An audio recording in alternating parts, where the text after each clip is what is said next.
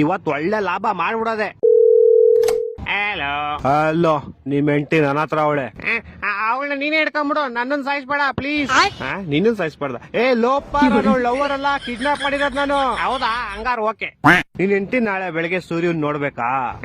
ಹಂಗಾರ 5 ಲಕ್ಷ ಕಳ್ಸಿ. ಹಂಗಾರ ಬೇಡ ಬಿಟ್ರಿ, ಅವಳು ನೈಟ್ ಒಟ್ಟಿಗೆ ಚಂದ್ರನ್ ನೋಡ್ಲಿ. ತಲೆಗಿಲೆ ಕೆಟ್ಟೈತವ ನಿಂಗೆ. ನಿಮ್ ಹೆಂಡತಿ ಸಾವು ಬದುಕಿನ ಮಧ್ಯೆ ಆಟ ಆಡ್ತಾವಳೆ. ಹಾಲ್ ತಗೊಂಬತ್ತೀನಿ ಅಂತ ಹೋಗ್ಬಿಟ್ಟು ಆಟ ಆಡ್ತಾವಳ.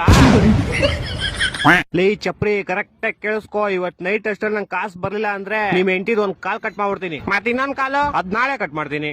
ತಗೋ, 2 ಇವತ್ತೇ ಕಟ್ ಮಾಡ್ಬಿಡು.